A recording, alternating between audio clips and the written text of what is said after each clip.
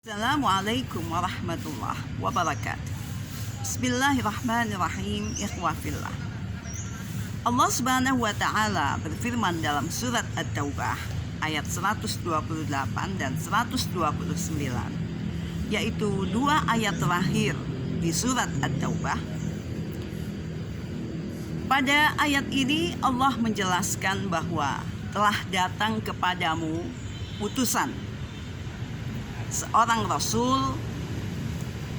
Kata-kata kepadamu di sini ditafsirkan oleh para mufassirin, para penafsir, bahwa Allah menurunkan Nabi Muhammad SAW kepada semua umat manusia, tidak hanya kepada bangsa Arab saja.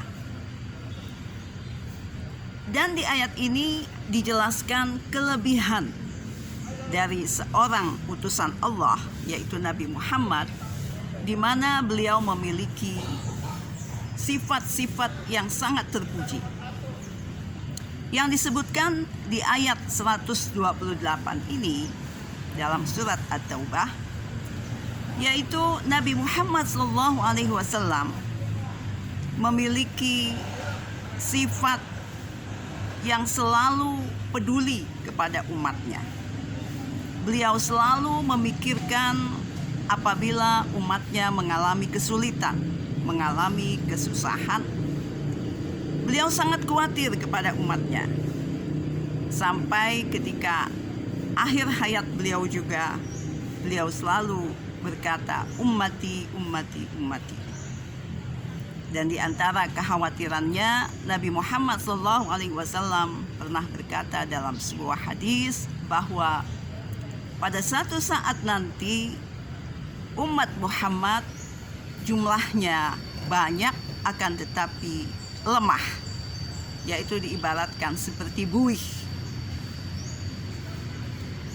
Kemudian keistimewaan sifat Nabi yang kedua yang disebut di ayat ini ialah Rasulullah selalu menginginkan kebaikan kepada umatnya. Beliau selalu ingin umatnya mengalami kemudahan dalam segala hal, kebaikan dalam semua urusannya. Dan sifat yang ketiga yang disebutkan di ayat 128 surat At-Taubah ini, yaitu Nabi Muhammad SAW bersifat Raufur Rahim. Rauf di sini ada perbedaan dengan Rahim. Artinya Raufur Rahim itu bersifat kasih sayang. Namun kata-kata Rauf menurut para mufassirin ditekankan pada kasih sayang kepada kaum yang lemah, yaitu umat Nabi Muhammad yang lemah. Mereka yang sakit, yang sulit dalam hidupnya, sebagaimana dikisahkan dalam sebuah riwayat ketika Ja'far bin Abi Thalib menjadi salah satu syuhada dalam peperangan. Beliau tewas menjadi syahid dalam satu peperangan. Maka Nabi sangat bersedih. Lalu Nabi mendoakan salah satu putra dari Ja'far bin Abi Thalib yang bernama Abdullah bin Ja'far agar supaya kehidupan anak-anak daripada syahid ini, yaitu Ja'far bin Abi Thalib, menjadi membaik di masa-masa yang akan datang. Dan ternyata Allah mengabulkan doa Nabi Muhammad SAW, karena sekian puluh tahun kemudian Abdullah bin Ja'far ini menjadi seorang hartawan yang dermawan, yang berjuang untuk Islam. Contoh lain, Nabi Muhammad SAW juga pernah bergurau dengan seorang nenek yang sedih ketika Nabi mengatakan bahwa di surga nanti tidak ada wanita-wanita tua, tidak ada nenek-nenek di surga nanti. Kemudian ketika wanita tua itu bersedih, Nabi lalu menghiburnya dan mengatakan, engkau jangan khawatir, karena di syurga nanti yang tua akan kembali muda dan kembali cantik. Demikianlah sifat rauf Nabi Muhammad SAW. Adapun sifat rahim menurut para mufassirin, maka ini lebih bersifat umum, yaitu beliau kasih sayang bukan hanya kepada yang lemah, akan tetapi juga kepada orang-orang kaya, orang-orang yang kuat hartanya, orang-orang yang memperjuangkan agama Islam bukan hanya dengan tenaga, akan tetapi juga dengan harta mereka. 3 sifat istimewa yang dimiliki Nabi yang disebutkan dalam ayat 128 surat At-Taubah ini. Kemudian pada ayat terakhir dari surat At-Taubah masih ada hubungannya dengan ayat ini, ayat 128, yaitu ayat 129. Allah Subhanahu wa taala mengatakan, wa in tawallaw faqul hasbiyallahu la ilaha illa huwa alaihi tawakkaltu wa huwa rabbul arsyil azim.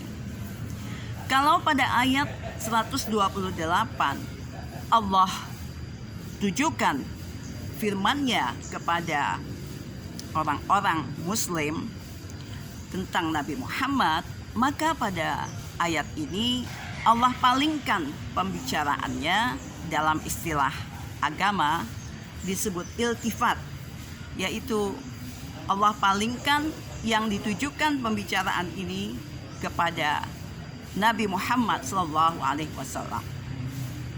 yaitu Allah mengatakan, apabila engkau sudah berdakwah kepada umatmu, akan tetapi mereka tetap membencimu, mereka tidak menerima seruanmu, maka bersabarlah wahai Muhammad, dan katakanlah, cukuplah aku berpegang kepada Allah saja, dan aku tetap pada pendirianku, bertawakal kepada Allah, karena Allah lah yang akan menjamin semua kebutuhanku dan Allah lah yang akan membantuku.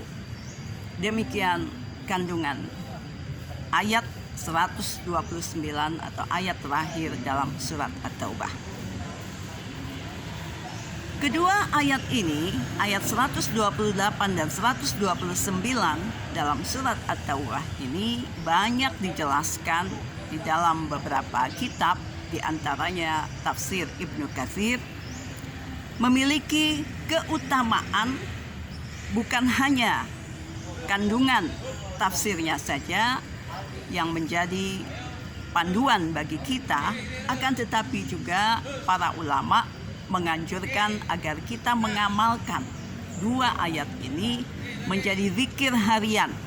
Kita amalkan menjadi doa kita setiap hari, sebagaimana juga yang dianjurkan dalam sebuah hadis Nabi Muhammad SAW riwayat Abu Daud, apabila kita membaca ayat 129, yaitu ayat terakhir di surat At-Taubah, 7 kali di pagi hari dan 7 kali di sore hari, maka Allah akan mudahkan semua urusan kita dunia dan akhirat. Karena ayat ini bersifat mengandung tauhid yang tinggi, yaitu kita menggantungkan semua masalah kita, bertawakal kepada Allah Subhanahu wa ta'ala. Marilah kita amalkan 2 ayat ini dalam kehidupan kita sehari-hari agar Allah mudahkan semua urusan kita dunia dan akhirat. Wassalamualaikum warahmatullahi wabarakatuh.